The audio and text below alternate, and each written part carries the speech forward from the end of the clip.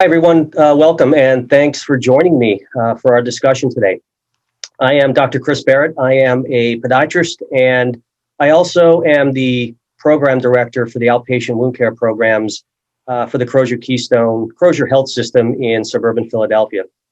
And I'll kind of give you a little background on me. So I've been a podiatrist for just about 30 years now, but for the last 19 years, I've spent 100% of my time in the outpatient wound clinic, okay, which is a very challenging area, as we'll find out. And, concentrating 100% on wound care and also being an administrator and a practitioner has kind of given me an interesting view. So I basically look at products, okay, with two lenses. So on one side, I'm a clinician, so I want products that are effective in treating my patients, that give me better outcomes. But as an administrator, I also have to look at the cost of the product, the reimbursement, and how that fits in to the business of wound care. Okay, so it's two very different lenses, and I've had to combine them. So what we're going to talk about today is using three really solid products with really solid evidence, okay, in managing one of our most challenging and at-risk populations in the wound care center, and that's our diabetic foot ulcers, our diabetic population. Okay, so as we go through, I'll kind of build on how I'm going to approach introducing these products and then kind of giving you the lens on how to use them to get better outcomes at lower cost, because that's really the future of outpatient wound care. Okay, so just a little bit of information about this program. It's provided by the North American Center for Continuing Medical Education, LLC, which is an HMP global company.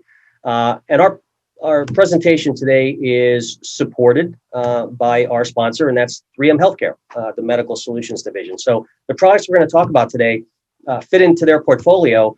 But here's the thing, as an administrator and a clinician, I want the best. I want products that financially work and also clinically work. And I want that best combination. And so the products we're going to talk about today are in my clinic. They're in my closet. And to get into my closet, you really have to be a star performer. Okay. And that's why hopefully at the end of our discussion today, you'll kind of get a feel for, really the worth of these products and how you can use them in your practice if you're not using them already, and see how I kind of use them to achieve, better outcomes at lower cost. Okay. So here's our objectives. First off, I'm going to start out by talking to you about that at-risk population, or diabetic foot ulcer population. And we're going to talk about the economics of wound care, because you can't talk about wound care, outpatient wound care right now without talking about the economics and the payer reimbursement, because it really drives everything. And then I'm going to have kind of talk to you about two things: a dressing strategy, an advanced wound dressing strategy for managing diabetic foot ulcers, and more precisely, preventing infection and treating superficial wound infections. And then we're going to talk about really my favorite part of the discussion and my baby, which is disposable negative pressure wound therapy, the mechanical disposable negative pressure wound therapy, and how we can use that as a tool to get better outcomes at lower cost. Okay, so I told you I'm going to start out by, we have to talk about diabetes, okay, and foot ulcers, because this is one of the most common wounds we see in the wound clinic, right? In any outpatient wound clinic, that's going to be certainly our bread and butter. And maybe that's the problem. Maybe because these numbers don't really shock us anymore. They just keep going up and up. And we're so used to that, I think we kind of take for granted that, we treat diabetic foot ulcers, and that's just, and we do that, and we do the best we can. But the other part of this is, I think we need a wake-up call, because I think we have to understand just how at risk these patients are, just because of the fact that they're diabetic, and what that means for a diabetic developing a foot ulcer, especially an ulcer on the bottom of the foot. So I found some statistics that I just think are striking, and hopefully will kind of hit home and certainly wake us up to understand that, we need to, when we see a diabetic foot ulcer in our clinic, it's all hands on deck. Okay, we need to treat that wound like it's an emergency every time.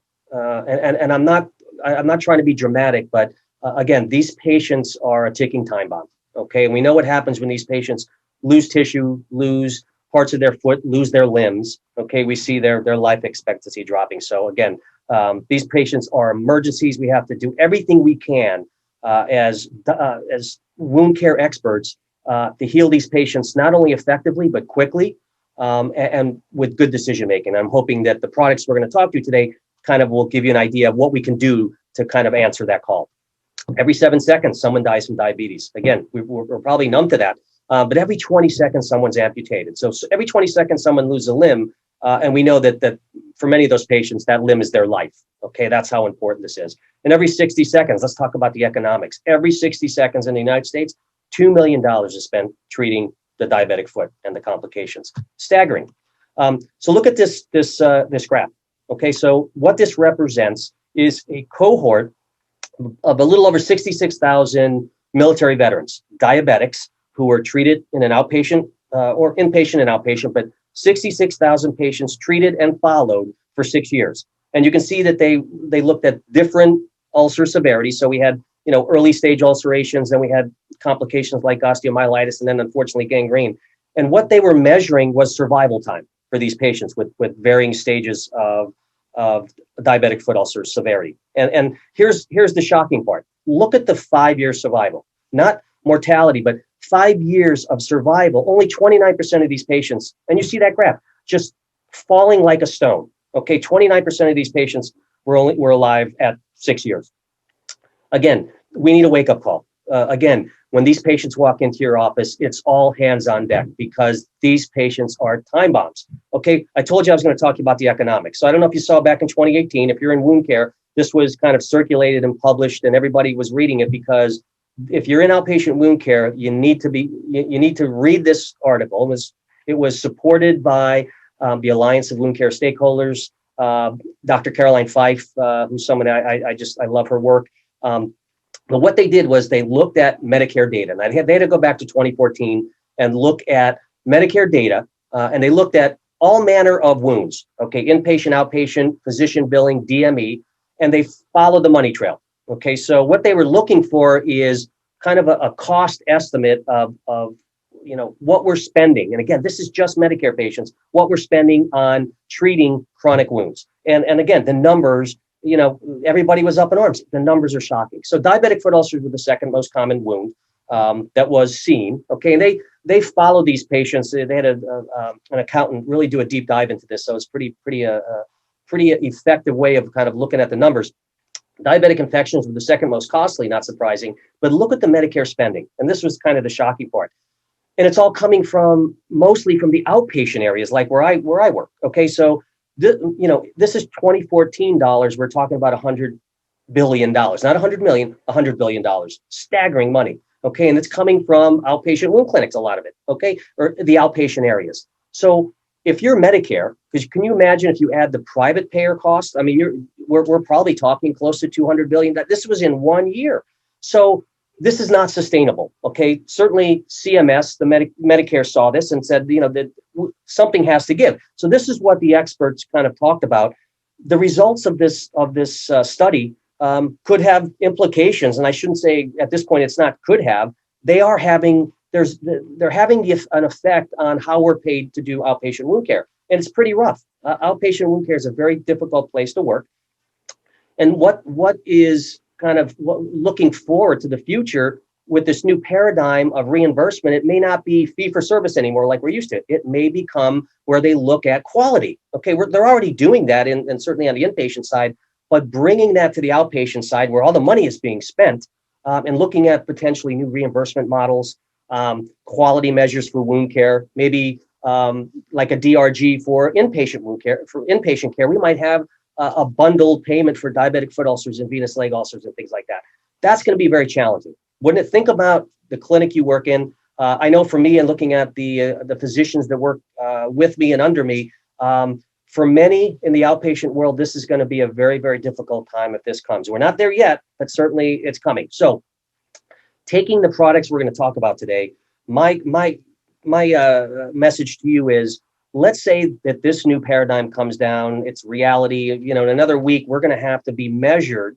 Okay, our reimbursement, our survival is going to be measured on not just outcomes, but how much we spend to get there. So we know, I certainly know, in doing this almost 20 years, that a lot of time the driver in outpatient wound care is profit. Okay, this is a business we work in. So for certainly many physicians and administrators and hospital administrators, they want to know the bottom line. Are we making money? Okay. And that's kind of how wound care has been going. I know certainly from my early years in wound care, where there was really no rules. Okay. And you can pretty much do what you want and use what you want, as much of it. Those days are gone. Okay. So now the purse strings are tightening. Okay. So what happens if we're measured that way? Do you have a plan? Do you have a wound care strategy? Do you have products that you can rely on to survive in that new paradigm? And that's kind of what I'm hoping you see at the end of this, that I'm going to give you three effective products that could help you if that new strategy becomes a reality, if your idea becomes a reality. And this is what we do with our products, right? This isn't this what we do in wound care in general when we're treating a chronic wound. What our goal is? Our goal is wound bed preparation. It's to take a chronic stalled wound, okay, that is not responding to normal care, and aggressively and properly treat it to move it to where you now have a wound bed that is clean, healthy, well perfused, okay, like the plastic surgeons when they used to do their skin grafting. This concept of wound bed preparation was brought forth, and this was their way of preparing for a skin graft. We needed to have a well perfused, clean, healthy wound bed so that the skin graft would survive. Well, the same thing for outpatient wound care. We need this wound bed so that we know whatever interventions, whatever products, okay, and some of these products are very expensive, whatever product we use to close the wound, to epithelialize the wound, we know that it should be effective because we prepared the wound properly. Now, this patient in front of you is a patient I was asked to see, and the picture on the left was the first time I walked in to see the patient. The picture on the right is 13 days later, and that's using disposable, mechanical, negative pressure wound therapy only. Okay, so I'll talk to you more about that product, but this is what we need to learn how to do for most of our patients if we're going to survive. It's getting wound bed preparation. Now, this is not a diabetic foot ulcer, but certainly this is appropriate for all manner of wounds.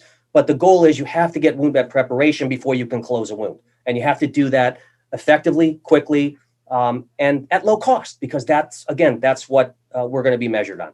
Okay. Now, this concept of wound bed preparation was put into a structured format in around 2003 called time. Okay. So those barriers that were preventing the wound from moving forward were identified. So we have the four barriers, or time: tissue, non-viable or deficient tissue; infection and inflammation.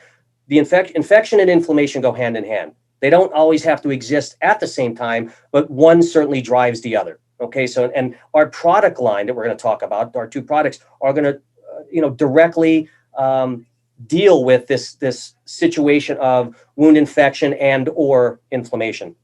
Moisture and balance. Okay, certainly if a wound is too wet or too dry, again, we have complications. So and then the edge of the wound. So when you can't achieve wound bed preparation if you don't have keratinocytes, epithelial cells crossing a well-perfused wound bed. So when you have an edge of a wound that's non-migrating, it needs to be addressed.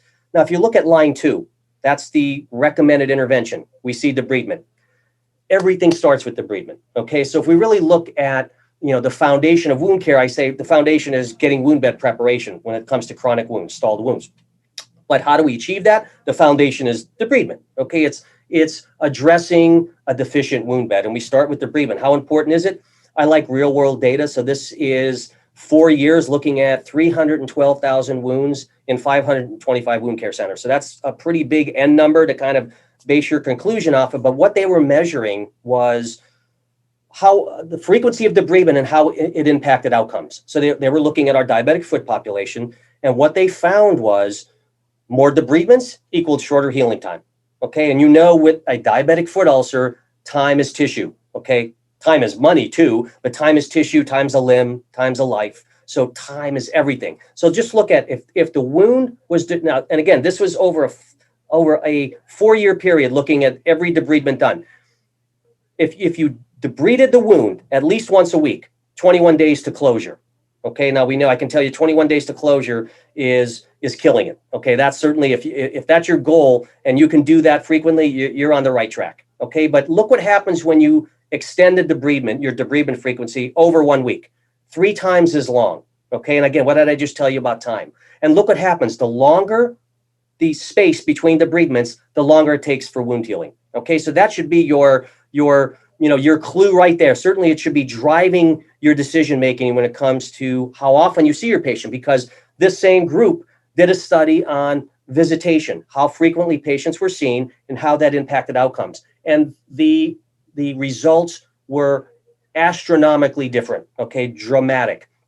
Patients who were seen at least once a week had vastly better outcomes than those patients who were seen longer than once a week. So think about it. If you see your patient more frequently and you debride more frequently, you're going to have vastly better outcomes. So there's your foundation, okay? We have time as our kind of tool to use as our guide, but see your patients more frequently and address their wound bed with debridement and paying attention to what's going on with that patient and their wound bed. And that also means working up the patient, getting a good history. All these things work better for you. And if your reimbursement and your survival depends upon it, here's your strategy. Start right here, okay?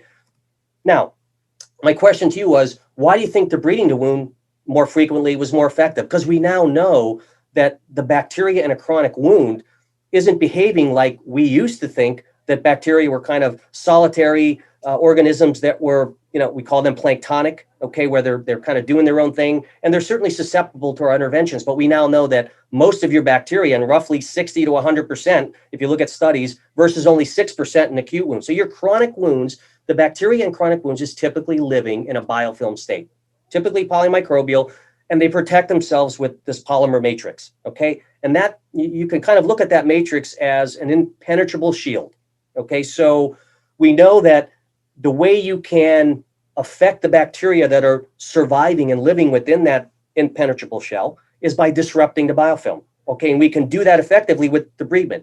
Debridement opens up a window of opportunity. It exposes the bacteria, okay? Now they're planktonic. Now they're individuals, and believe me, because they've changed their gene expression, they're very rapidly going to seek to become a community again and form another biofilm within 72 hours. So why do you think patients who were debrided more frequently had better outcomes? Likely because the interventions that were ordered are ineffective against the bacteria. The bacteria form a biofilm within 3 hours after the debridement, and they're not seen again for 2 weeks. So the whole time this patient's at home with home care or doing their own dressing changes, whatever interventions you're using, your topicals aren't working, okay? And this is a waste of time and a waste of money. So here's your strategy. We're starting to kind of put this strategy together. Debride more frequently to affect biofilm, to expose the bacteria to your intervention. So now we're going to talk about some interventions. But look at, so the other key part of this, I keep talking about time to heal. Your wound healing trajectory is your key. We have another guide. Okay, this is all evidence. Okay, this is all solid evidence. So back in 2003, the late Dr. Peter Sheehan did his pivotal study, published his pivotal study where he found, okay, in his diabetic foot ulcer population in this study, that patients who reached, okay, when we talk about PAR, that's percent area reduction, so the dimensions of the wound, if they reach at 4 weeks, okay, at least 50%, in his case, in his study, 53%. Dr.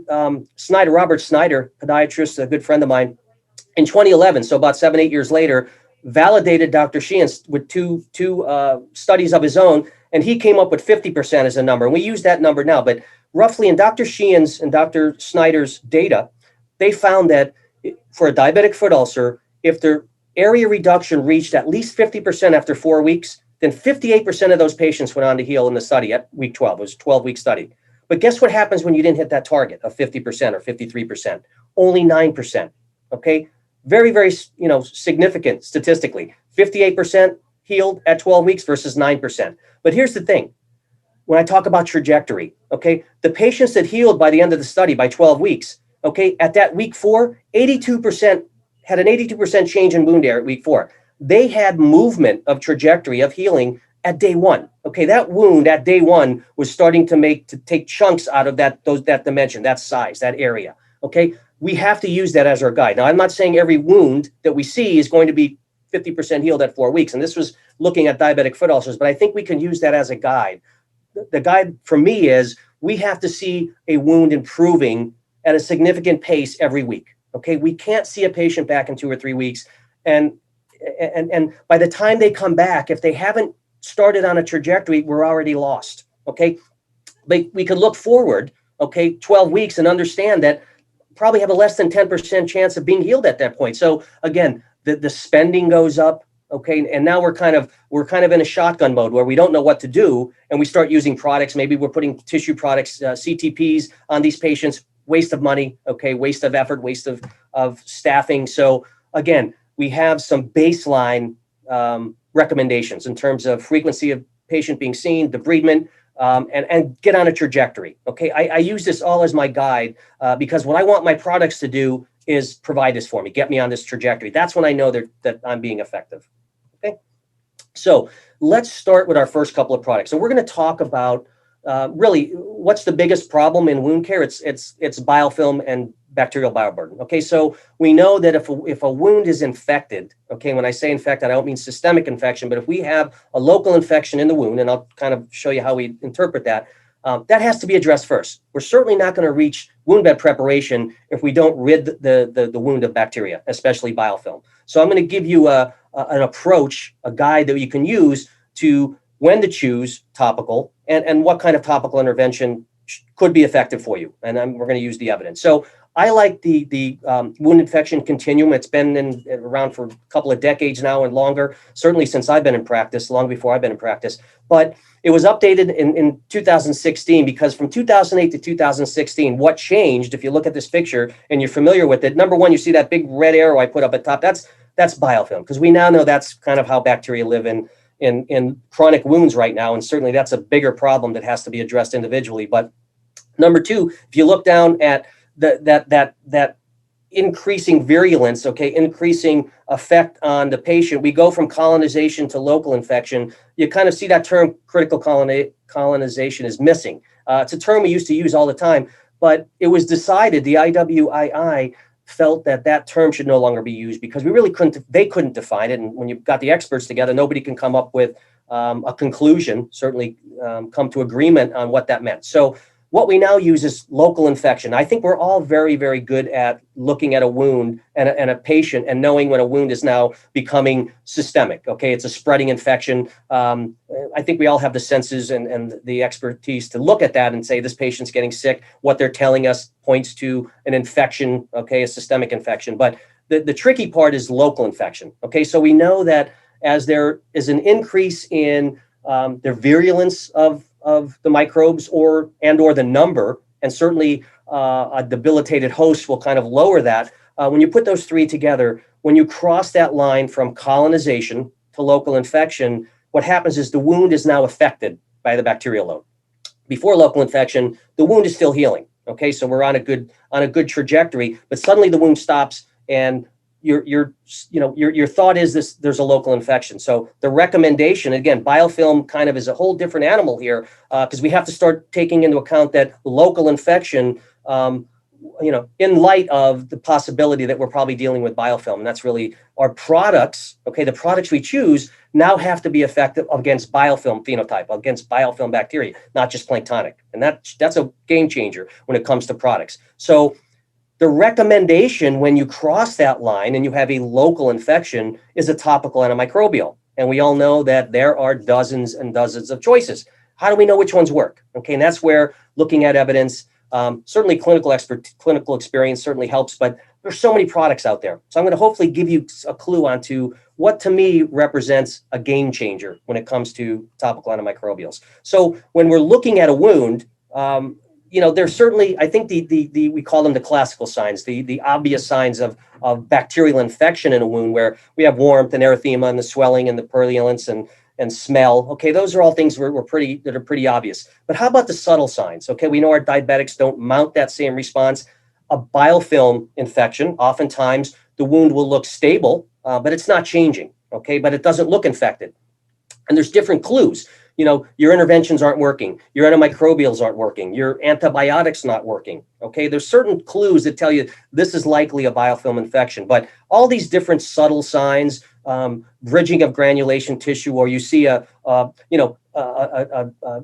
painless wound suddenly become painful, or certainly friable granulation tissue, that hypergranulation tissue. These are all, to me, signals that the wound has a high bacterial count. Okay, so we have choices. And I like this slide because these are, if you look at that list on the left, those are all the pretty solid evidence-based choices for a topical antimicrobial. Okay, so again, I've used all of them, I think, except for the enzyme alginogel, which I believe is a European product. So I've never seen it in the US, but all the other products I've used, they're all solid products. Okay. But what I want to kind of stop at is silver. Okay. Because certainly the product I'm going to talk about is a silver product, but we know it's probably the most common antimicrobial we see in wound dressings today. And there's a lot of different types of silver. Okay. We're all used to the ionic silver, but there's a lot of different, whether it's in an alginate, whether it's in a cream form, an ointment form, a lot of different types of silver dressings. Okay. So it can be very confusing. So let's kind of look at, we're all used to these products. Okay. We probably all use one type or another. What I want to do is show you what's in my closet.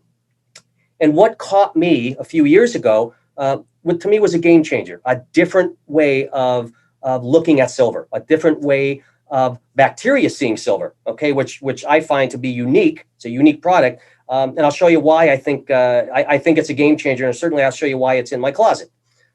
So let's go to silver oxynitride, or what I'll call AG oxysalt, silver oxysalts technology. So this was introduced a few years ago. And I remember reading an article in Ostomy Wound Management. And it was a little editorial, a little blurb on this new silver compound called silver oxynitride, or silver oxysalt.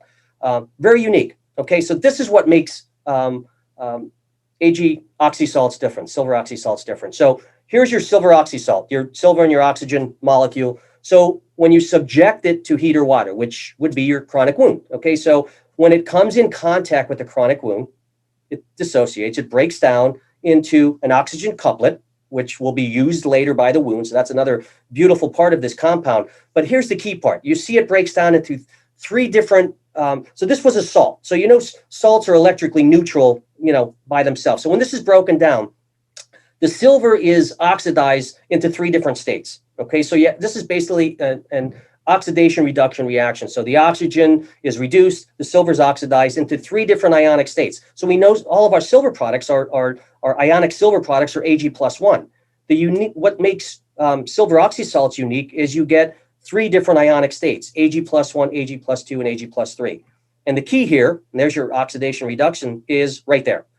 That's an electron potential. So for each of your ionic states of silver, the silver atom. And you can kind of look at that electron potential, as it's called, as energy, okay, as voltage. It is how the affinity that silver atom has for pulling electrons from bacteria, which destroys the bacteria. That's how silver kills bacteria. But when you do it aggressively, it does not give the bacteria any chance. When you're addressing whether it's DNA synthesis, inside the cell, disrupting the cell wall, disrupting enzymes, but having three states of silver is like having a supercharged silver atom. So this is kind of how it looks. I like this little picture because now you get three pulls. Okay, so again, the charge is how the voltage is how strongly that silver atom wants to pull electrons from that bacteria and destroy it. So you look at some of these high voltage, 1.8, 1.98, these are super high. Okay, so they're just ripping bacteria from, ripping the electrons, the free electrons from the bacteria. Now you look at your Ag+1, how much of a weak pull it is, and that's all of your other silver products. So you have these three pulls, which gives you a high kill rate. Okay, but the beauty of having that much energy is you don't need as much silver. You don't need as much to deliver as much silver to the patient, to the body, as you would with an Ag+1 ionic silver compound. So you get a better kill at a lower dosage. Okay, which to me is a wonderful thing. So we reduce the risk to the patient with silver, but at the same time we're doing a high kill rate with the bacteria. And I'm going to can't give you all the information I'd love to give you on this one product. We can talk here for 20 or 30 minutes on this product. But this is another beauty in this product is, so we know hydrogen peroxide is at low concentrations. It's important. It actually goes into the wound space, the wound bed, recruits inflammatory cells, which we know we're in the inflammatory phase, kills bacteria. But then, like proteases, okay, the level should come down as the wound moves through inflammation and proliferation. So at high concentrations, the same as an excessive level of proteases, it inhibits healing. So that high level is a toxic environment. And here's what they found in a lab. So this was kind of discovered by accident, that silver oxysalts breaks down hydrogen peroxide into oxygen and water. And they looked at, as you can see, a whole list of silver products that we've probably all used, and none of them did that. They were all flat. It was only the silver oxysalt that released oxygen. And that oxygen can be used by a chronic wound. That's the beauty. So you have the oxygen couplet, and then you have hydrogen peroxide being broken down to another oxygen couplet. All can be utilized, and they found this in the lab. So think about it. Oxygen, wound healing is oxygen dependent. So you're feeding the wound oxygen at the same time you're providing an antimicrobial effect. So that's really the unique feature of this product. The other thing I want to show you. So there's your list of silver products, and all of them I've used in one way or another. So when they did a study and they looked at, this is going back several years, so back in 2015, right around this product was kind of coming to market, they looked at all these other silver products and compared them to silver oxysalt. So what they found is, so they said, yes, silver's, is an effective product to treat planktonic populations, right? Well, we all know that. What they found is silver oxysalt was able to do a better job at preventing biofilm formation. But not only that, it was able to do it at a lower, and I said up to twofold lower, they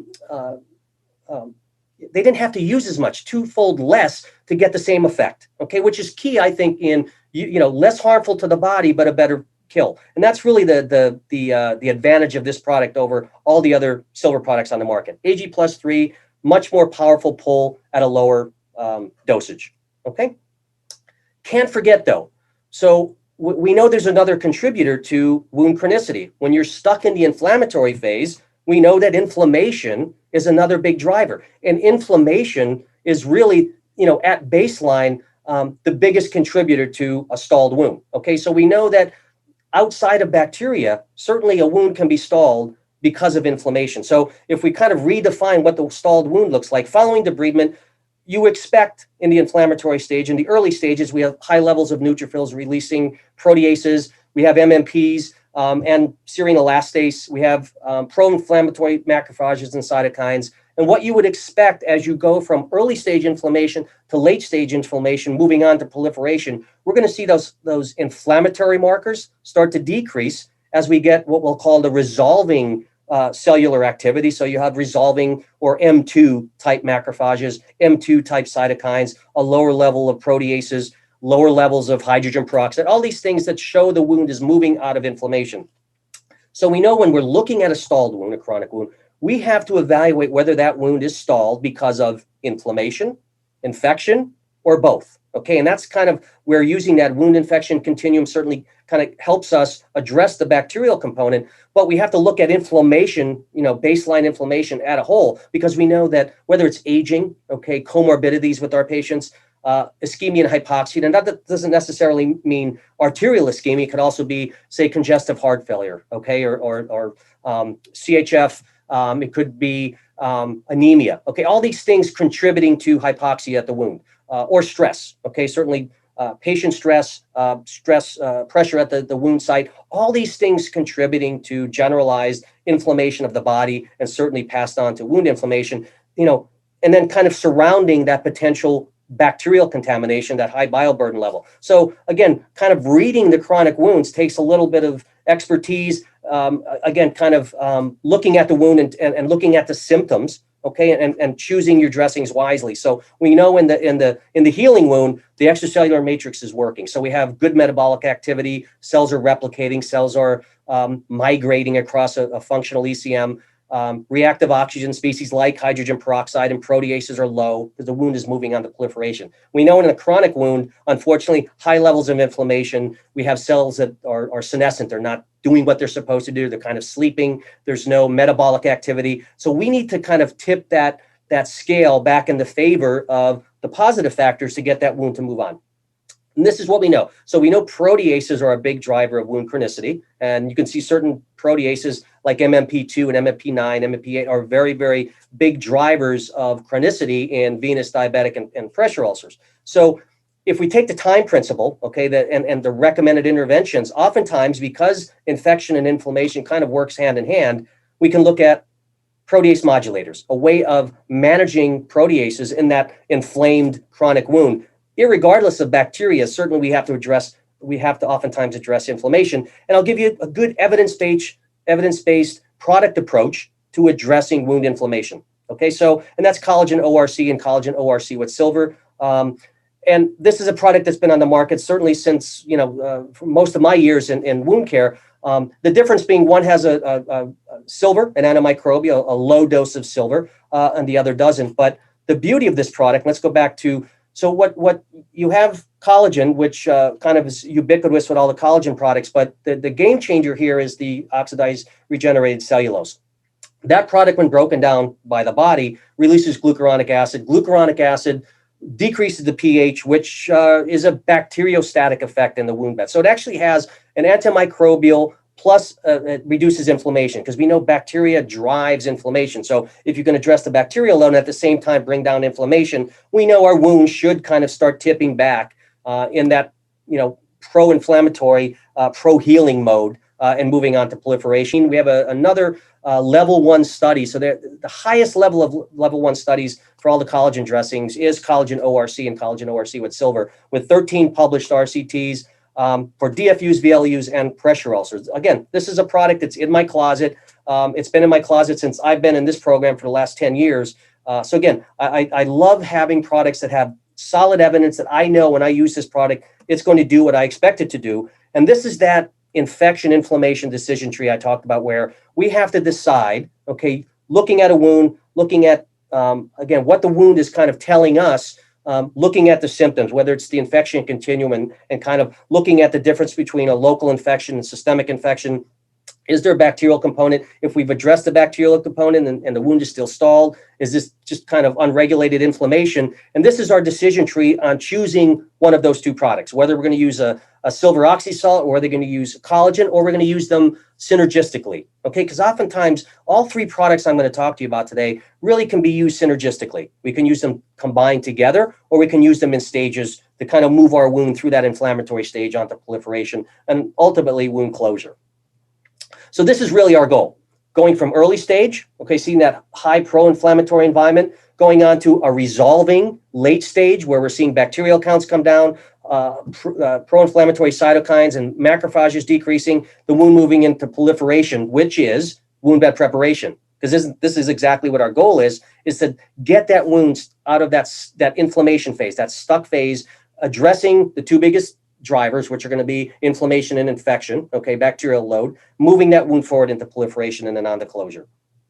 So I'm just going to show you one quick case study, because unfortunately we just don't have a lot of time to kind of look at case study after case study, which is really my favorite. But this is a 57-year-old gentleman, not too long ago, a couple of years ago, not even, your typical diabetic. So he was seen, I saw him to get him involved in our hyperbaric program. So it's my sister wound care center that I manage. So he was referred by another physician after 3 months of the wound not stalling, of the wound not healing. So the wound is stalled. And unfortunately, it took this long before I saw the patient. The vac was on. We're still 3 months in. And this is what the wound looked like. So when he came to the other wound care center, day one, following that partial amputation, that dehiscence, we had this presentation. And after 3 months, using silver hydrogel and negative pressure, we had a PAR of only 22.4% after 3 months. Okay, way behind trajectory. That's a stalled wound. That wound is stuck. Okay, so he comes in for hyperbarics. My first choice, okay, we had a high exudate level, so I'm assuming there's probably a high bacterial level. And I kind of used those. I looked at the subtle signs of what I thought was bacterial contamination. So I started silver oxysalt fiber dressing daily, switching it to every other day as the wound responded. But there's my measurement when I first saw this patient.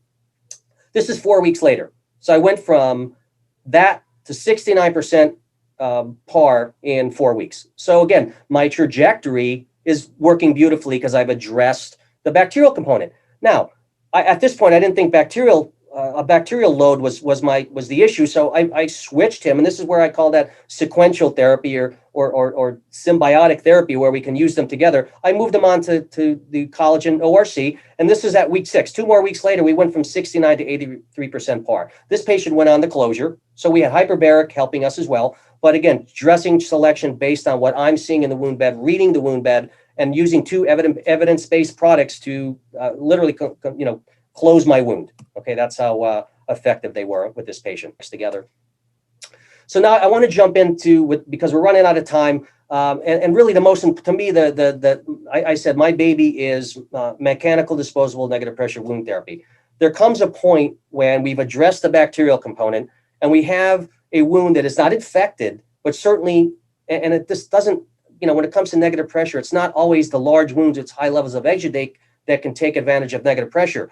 Certainly this transfers to the smaller wounds in the wound clinic, okay? Because we talked about what you can do with debridement and why debridement more frequently is effective and opening that window of opportunity. So what I want to show you is how you can take that window of opportunity and still use the advantages of negative pressure wound therapy to change the wound bed from a stalled chronic inflamed state onto proliferation, okay? And we talked about trajectory, and I'm going to show you how there's nothing that really produces trajectory better, more effectively than negative pressure wound therapy. So this is 23 years ago, okay, late 90s, 97, when negative pressure wound therapy was introduced, called vacuum-assisted closure therapy, the VAC, okay, as we all know it now.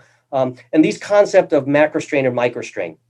Now you look at these 6 benefits you get from negative pressure. We know with the macrostrain, large wounds, this is really what NPWT was designed to do. Take a large wound and kind of reduce the volume from all dimensions, okay? And that's that we know that those large vascular wounds just respond so nicely to negative pressure. But to me, looking at number 2, and I'll show you, we know in an outpatient wound clinic where bacteria is really the driver for wound chronicity, this is where using negative pressure wound therapy with reticulated foam in an outpatient department for an ambulatory patient can really give you those benefits of managing planktonic bacteria in that window following debridement. Okay, so I'll show you a couple of case studies. Unfortunately, I'd love to show you 30 case studies, but show you how you can use our product or disposable negative pressure to really get your wound to move on to wound bed preparation. Reducing edema, promoting perfusion, and then the microstrain, which is, to me, this is what differentiates any other type of negative pressure, okay? Because to me, negative pressure is what happens at that reticulated foam and wound bed interface, okay? That stretch on the tissue, that microstrain that causes, release of VEGF, okay, and micro deformation of the wound bed. Anybody who's used negative pressure has seen that following removal of the sponge. That is the key. That is what produces negative pressure. That is, to me, what produces the effects of negative pressure in promoting revascularization and perfusion to the wound bed. So think about it. What other dressing, okay, can give you all of these benefits? I'll answer that for you. There is none. There's no other dressing on the market that does what negative pressure wound therapy does. And disposable mechanical negative pressure wound therapy is a dressing. So you can take advantages of what negative pressure gives you in a disposable dressing that you can use for ambulatory patients and get all of these benefits, any of the benefits you need in negative pressure. So I talked to you about the importance of debridement, exposing the bacteria. So how about taking negative pressure? And this is done using the VAC, but I'm going to show you where mechanical negative pressure using reticulated foam is the same in terms of negative pressure as the VAC, okay, what we've all kind of grown up on. So in this study, they were looking at 10 different MRSA strains, okay? And what they did was they cleaned the wound and then they applied negative pressure with the VAC, but reticulated foam at minus 125, and they looked to see if they were able to inhibit the reformation of biofilm, not stop it. Okay, this is not an anti-biofilm agent, but what I'm trying to show you is in this study, they found that adding negative pressure with reticulated foam, okay, prevents the glycocalyx, okay, the EPS, the polymer matrix of the biofilm from reforming as quickly. Okay, it slows it down because your debridement has exposed the bacteria, giving you that window, and that sponge is preventing that biofilm from quickly reforming. So if you can see your patient more frequently, change your dressings and debride, change your negative pressure dressings and debride more frequently, I think you're going to do a great job, as I've learned, in moving that trajectory and at the same time getting wound bed preparation, because you're actually able to manage inflammation and bacteria with your negative pressure dressing.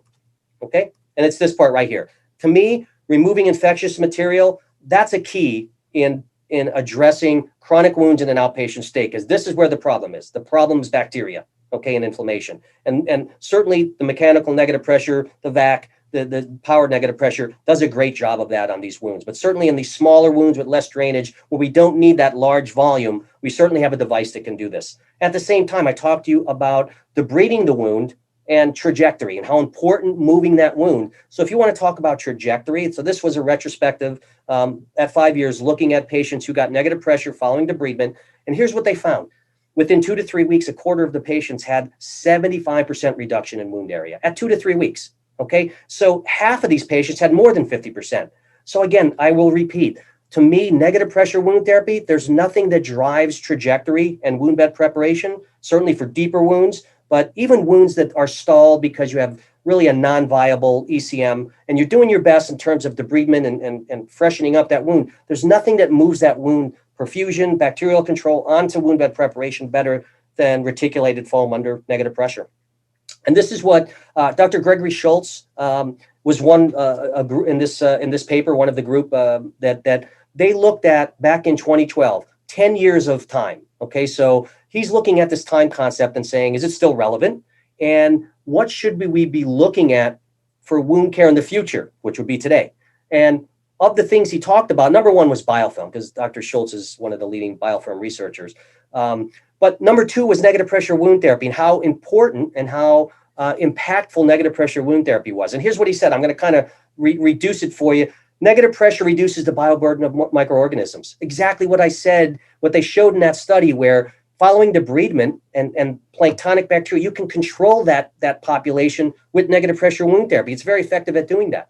And negative pressure with debridement, because we know we should be debriding at least once a week as we're changing our dressings.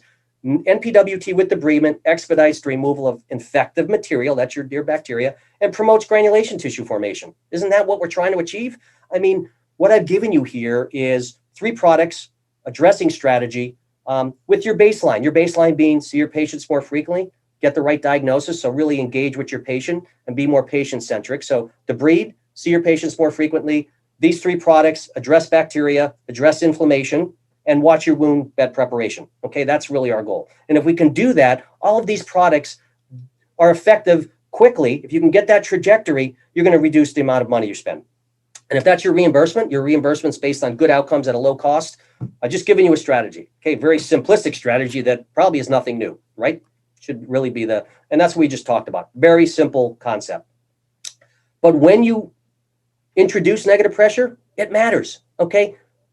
The bottom line, don't wait, do it sooner. And again, I love this data. This is real world data looking at, and again, this is based off of VAC, but I'm going to show you that disposable negative pressure, the mechanical and VAC are reticulated foam under pressure.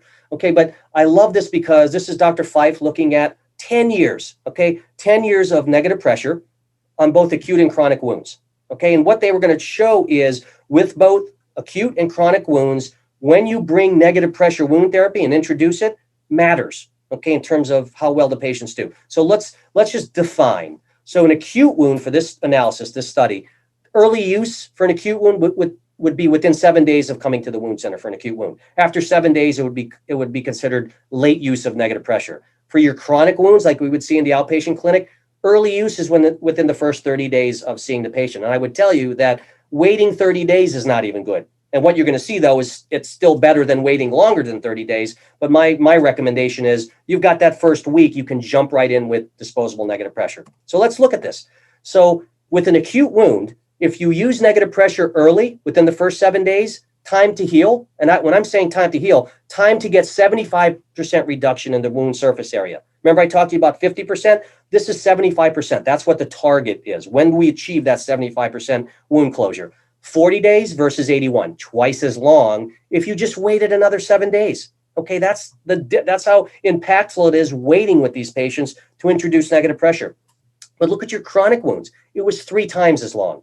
If you waited longer than 30 days, it took 3 times as long for the wounds to heal with negative pressure instead of using it early. Imagine if you use it in the first week, that 96 is going to come dramatically down. So my recommendation based off of this and based off of my experience, use negative pressure as your go-to dressing as often as you can, even for smaller wounds, because as I'm going to show you, it didn't matter the size or the drainage. It was based on when it was introduced. For an acute wound, half the time to heal, to reach 75%, and the chronic wound, a third of the time to reach that. And trajectory is everything. I showed you that trajectory is everything. Okay, it's really going to determine how well that patient does. And Amy Law, also from 3M Casey, I actually looked at we talked about that's a clinical part. How about the economics? Okay, I said you can't talk about wound care anymore without talking about economics. So that, again, this was kind of a retrospective looking at a single insurance payer and going back, and again, the end number is very large. So we're talking about 6,100 wounds. These are patients who received negative pressure wound therapy, the VAC, and they followed them, in terms of the cost to treat these patients, both acute and chronic. So if they looked at just the wound related costs, okay, using negative pressure, 41% lower for the chronic wounds when they started early, and 30% lower for the acute wounds. But if you look at total costs, again, using it earlier had a huge difference. Chronic wounds, 25% lower total costs, and then for the acute wounds, 70.7. That's money, okay? That's hard-earned money, and when your reimbursement depends on it, it matters. So use negative pressure earlier, okay? And now we have a disposable type of negative pressure that's on your shelf that you can do that, okay? And your decision making on this, if you're going to use negative pressure, especially in an ambulatory population, again, think about your patient, because it does matter, because it's really about their quality of life. They're not sitting in a hospital bed. These are patients that are ambulatory. They need to work. Okay, some of them can't plug in. I have a great case study on a patient who couldn't plug in his VAC. Okay, but he was able to go to work with the disposable negative pressure. We already know that mobility. Okay, I have a great case study with the patient using exact same mobility devices, okay, and was able to get the benefits of negative pressure without the risk of the powered systems using a disposable negative pressure system. And again, sleep. Think about your patients who, can't sleep because of the noise of these powered systems, these battery operated systems, or, they don't want to go out to eat. They don't want to go to church. Get this all the time. They're embarrassed. These are all the real life challenges, okay, quality of life that really should drive your decision making on what type of negative pressure device you're going to use. This is really the advantages. A lot of these are the advantages of disposable negative pressure and why it came to market. But this is the first one. Okay, this is the first mechanical and only the mechanical device. It doesn't make any noise, so it's small and discreet. Patients could go anywhere with it, which they really like, okay, and it makes them want to use it more. Very simple, simplistic dressing, okay? It's off the shelf, which means you don't have to wait 30 days. Medicare reimburses this day one, okay? And some of the private payers as well. You always have to check with your private payers, but you can use this day one. You can step up, okay, from your advanced wound dressing. And my recommendation is you get rid of bacteria. This is the way you move the wound forward as quickly as possible, is with negative pressure. Or let's say you have a powered system, okay, and that the wound is small enough and the patient's ambulatory now, they're going to love you if you switch them to a lightweight device like this, a discrete device like this. It's quality of life, okay? And this is the beauty of this device. I've been using it for 10 years. To me, it was a game changer. I don't know why everybody isn't using it. There's just nothing like the benefits of negative pressure wound therapy, okay? And again, I told you about the evidence. So Dr. Armstrong and Dr. Marsden, they looked at comparing the VAC. Okay, back in the day, they were two separate products. Okay, VAC and disposable negative pressure, mechanical negative pressure, and they looked at, do they work the same? Okay, all they were trying to show is that this mechanical device, works just as well, looking at healing across the spectrum for 8, 12, and 16 weeks. And their study found that they were not significantly different. And that's really what was the goal of this, is to show that they work just as well as the power device. Because people look at this device, it's so lightweight, so small, and say there's no way this thing can work as well as a powered system with the pump, with the motor. Okay, and what I found and what the study found were kind of the same. These things, it's minus 125 negative pressure using reticulated foam.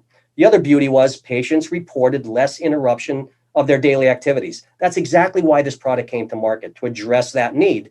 At the same time, for a busy clinic, shorter dressing time application. For many patients, it's a 5-minute dressing application, which, again, in a busy clinic really pays dividends. It's billed, so you have your own code, and this code was designed just for this product because there was no other product like it when it came to market. So 97607 and 608 are your codes, okay? The reimbursement keeps going up. So it's now up to, I believe, for 2021, $345 in the outpatient wound clinic. So this is the Medicare average rate. Okay, so it's positive reimbursement. Your driver here is not to make money. Your driver is to close your wound as cheaply as possible. You got the perfect device for that. Effective and doesn't cost very much. Okay, now this is where you use it. It was designed for the outpatient wound clinic. It's now reimbursed by home health for Medicare. So if you can work in tandem with your HHA, you can debride the wound, have your HHA apply negative pressure, the disposable negative pressure. They get reimbursed extra. It actually, makes them better profit. At the same time, you're getting the benefits of faster wound healing. So you work together. Your HHA and your wound clinic should be, hand in hand working together with negative pressure. And then the physician office, which just has happened in 2020, at the beginning of 2020. So you can get paid to do this as a physician in your office doing mechanical disposable negative pressure. Contraindications are basically the same as the powered systems because they're both minus 125 NPWT. Let's look at some cases. I'm kind of running out of time here. So I just want to show that this device can be used with a total contact cast on your plantar diabetic foot ulcer. This is your prototypical patient who comes in with a Charcot deformity, rocker bottom, plantar ulcer, referred for total contact casting, but he refused. So he refused on his initial presentation. 14 days later, when he was seen, still refusing. You can see how the wound's deteriorating. And at day 42, this is when he said, I need, I'll take that cast. Okay, I don't want to lose. I discussed this with the patient. I said, you're going to develop osteomyelitis and very, high chance of having an amputation and your life expense. You have to have that discussion with your patients. Okay, so he changed his mind, had a cast. So unfortunately, cast 1 through 4 was doing well. You can see the wound looks better, but this picture I'm showing you is after 2 more weeks of casting, no change. The wound suddenly stalled. So why do you think that is? Wasn't perfusion. It wasn't an underlying bony exostosis. Okay, so it was bacterial biofilm, most likely. It was stalled wound, inflammation, bacteria. So I addressed it with not only a sharp debridement, aggressive debridement, but I also used a tissue product, a collagen-based product, and disposable negative pressure, okay, under the cast, okay, and I was changing this cast twice a week. I used some foam just to rest the tubing. It's a very soft tubing, so no worries using this under a cast. And this was literally 17 days later, okay, with 3 casts and 2 negative pressure dressings. The wound completely epithelialized. I wish I had done that. I wish the patient had done that earlier. We would have brought down that healing time to a very reasonable level. This is a friend of mine, Dr. Colin Trainer out of San Francisco, and I love the cases he does. I asked him with permission to show you a couple of his case studies because he gets pretty radical. He puts these on his inpatients, gets them to the outpatient clinic, think about where these wounds are located and using negative pressure with the powered systems. Okay, you would turn away and say, there's just no chance. That's a tough dressing. Well, we can do that with a hydrocolloid, okay, because this dressing, this sealing agent is a hydrocolloid, not polyurethane drape. So you get an excellent seal. You can customize this dressing. Okay, now Dr. Trainer's using, they actually have a bridge dressing where you could take that port, instead of having it on the plantar aspect, you can move it just like you would a bridge dressing with the powered system. But Dr. Trainer has this patient non-weight bearing, and he likes to use, the port directly on the wound bed. But look what happens, in 10 weeks. Okay, so I say the goal, 12 weeks should be your goal. If you can kind of close that wound in your study period, your 12-week study period, you're doing a great job. So this very difficult wound, we had completely closed in 10 weeks, or he did. And Dr. Trainer, think about an interdigital wound, how difficult a dressing that is. And look at week 11, he had the wound almost completely closed. Okay, again, I love Dr. Trainer because he really, he stretches the imagination on how you can treat wounds on the foot with negative pressure wound therapy. Here's his first ray amputation, very, very difficult patient. So type 2 diabetic, elderly, PVD, coronary artery disease, end-stage renal disease, which is a killer. We know with the diabetic, that presents a whole different subset of concerns for healing with these patients. Had completed an angioplasty and then referred for HBO. Okay, so I see the patient when they're coming for HBO. This is what it looked like. So this was 42 days after the amputation, and we see not looking too hot, right? So I get working on it with local wound care, but this is 58 days after the amputation, and I have the wound looking better. But to me, that light slough, there's nothing better than liquefying that light slough and just kind of moving perfusion through it. It's almost like debridement, is using negative pressure wound therapy with reticulated foam. So this patient is getting not only negative pressure, the mechanical negative pressure, but I also use a biofilm disruption gel underneath, as well as an amniotic graft. Not all at the same time. I kind of alternate. Okay, we get a couple of a week of negative pressure, then we might try the biofilm gel with the graft, and then another application of negative pressure. And that's the beauty of this thing. It's not a rental. Okay, it's a CPT code. You pull it off your shelf when you want to use it. Okay, and you look what happens after 31 days of using that combination. We have a wound that's actually bridging, it's epithelializing, looks 100% better. This was day 42. I still used a little bit of negative pressure, and then I added some collagen ORC and another amniotic graft, and this wound went on to closure, okay, in a very, very difficult patient. And again, that's that sequential therapy, okay? You don't just have to use one thing. It's kind of using your skill set and the tools that you have in your toolbox, and hopefully you have good evidence-based effective tools, which I think I've hopefully shown you. I have certainly in my clinic. And I think this is one of the last case studies. Interesting, 82-year-old diabetic male. He gets a large Achilles wound, left Achilles wound. So the wound was debrided. We got good wound bed preparation. So the plan was to put a skin graft. So one of my MD friends who works in the clinic did the skin graft, and then patient goes home for the weekend. So unfortunately, when the patient came back, I was the only one seeing patients that day. And unfortunately, the dressing, the surgical dressing was disrupted. So this patient comes back. This is prior to the skin graft. So we have, you debride that little bit of that slough and you get a skin graft placed, right? So good, well-prepared wound bed, looks nice and vascular. This is what comes back post-op day 4. Okay, now I can tell you that I took a swab, and when you touch that graft, it's completely mobile. So you're not getting any inoscultation, you're not getting any vascular ingrowth to that graft. And if that doesn't happen in the next couple of days, we all know that that graft doesn't survive. Okay, so now we have a complication, a very bad complication. So I needed something right then and there, not a bolster dressing. I wanted something better, and I have the perfect dressing. I have negative pressure in a disposable device that's on my shelf. So that's exactly what I used. I applied it with the hydrocolloid ring, which you see around the sponge. That just gives you an excellent seal. It's a hydrocolloid ring, matching with the hydrocolloid dressing. Very, very good adherence, no leaks. And I'm going to leave this on for 5 days. Okay, this is what comes off 5 days later.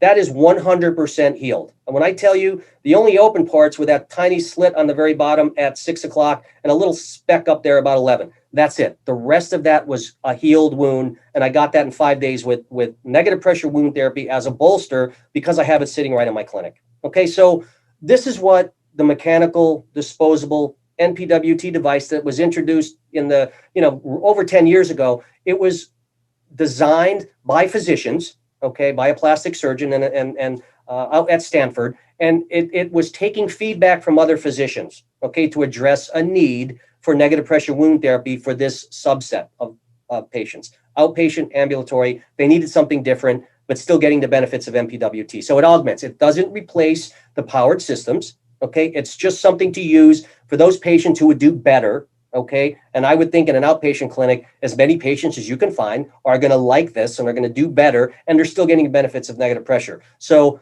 different populations, short periods of time. You don't need to use this for weeks. Sometimes I'm only using this 2 or 3 weeks and I get wound bed preparation. Okay, that's the beauty of it. You don't have to rent it. You pull it off your shelf and use it as much as you want. Skin grafts, wound bed prep, small, deep wounds. I have so many case studies I'd love to share with you, but my recommendation is think about using this. Look into this device. Look into negative pressure for smaller wounds in the outpatient clinic. Use it as your wound bed preparation model, okay, to reduce costs, change trajectory, and get better outcomes. Okay, so there's your all your patients. Don't use it on your worst train wreck, like most physicians like to do with new products. Pick an easy wound, get your feel for it. It's a very simplistic dressing, but you're going to love the results from it. Okay, so with that, I'm going to say my furry friends, my furry family, and I are going to say thank you very much for your attention.